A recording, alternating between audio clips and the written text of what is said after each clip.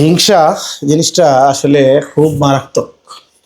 হিংসা জিনিসটা দেখতেছি যে মানুষের এখন পরিবারের ভিতরে বেশি, অফিস আদালতে বেশি, আর রাষ্ট্রের ভিতর তা আছেই। একদল আর একদল রে বাদাবাদি গুতাগুতি লাগালাগি। হিংসা করে কী লাভ? হিংসা করে হচ্ছে ষড়যন্ত্র করে একজনের বিরুদ্ধে আরেকজনকে লাগিয়ে কান পরামর্শ দিয়ে সম্পত্তি আত্মসাৎ করার কাজটা রীতিমতো হিংসা। যারা হিংসা করে শুধু তারা, ওই হিংসুকরা এগুলো করে থাকে যাতে দ্রুত আত্মসাৎ করতে পারে, একজনেরটা হক মেরে খেতে পারে। এই জন্যই হিংসা করে এবং কান পরা দেয়। হ্যাঁ, এখন বিষয় আসেন, হিংসাটা কি? হিংসার সংজ্ঞা যদি আপনি না জানেন, সেটা গুগলে সার্চ করে দেখবেন। হিংসা হলে আমল জীবনে কতটুকু করছেন জানি না, খালি এতটুকু দেখবেন যে হিংসার সংজ্ঞা কি। যতটুক ন্যাক আমল করলে ন্যাক আমলটা ওই হিংসায় আপনার কাঠ যেমন, আগুন যেমন কাঠকে পুড়িয়ে ফেলে, ঠিক তেমন হিংসাগুলো আপনার নেক আমল যতটুকু করছেন, করেন তো নাই, এর মধ্যে যতটুকু করছেন ঠিক অতটুক পুরো ছাই ছাই হয়ে যাবে, কিছুই নাই।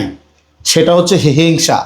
আর হিংসার পুরো বিশ্লেষণ যদি চান, হিংসাগুলো ভয়াবহ শাস্তি এবং ভয়াবহতা দেখে নিন। আর আপনি তো হিংসা যে করে আর তার ইমান কতটুকু এটা বলা বাহুল্য, আর বলতে চাই না আমি। হ্যাঁ, কিছু মানুষ আছে এরা এদের নিজেরটা খাইবে নিবে, অন্যেরটার উপরেও বার করবে। হ্যাঁ, যে নিজের তো সব পাইছি, পাওয়ার পরেও সে অন্যেরটার উপর, তার অন্যে মাথা আশ্রাইল নাকে, অন্যের গুয়ে গন্ধকে, অন্যের অমুক এটা পড়লো কে, অন্য এটা গেল কে, হ্যাঁ, অন্যের এটার উপরে এটা পড়লো কে। এই সমস্ত কাজগুলো যারা মানুষের পিছে বাঁধে এবং বাজে, তারা জীবনে উন্নত করতে পারে না। হ্যাঁ, উন্নত হইলেও আল্লাহ ধ্বংস করে দেয়। এই কারণেই দেয়। হিংসা এতটা ভয়ানক। আমাকে যদি আল্লাহ ভালো রাখে, আপনাকে যদি আল্লাহ ভালো রাখে, আপনাকে যদি আল্লাহ ভালো খাওয়ায়, আমার আমার তাতে সমস্যাটা কোথায়? আমার তাতে সমস্যাটা কোথায়? একটু চিন্তা করেন তো। আমার তো কোনো সমস্যা নেই।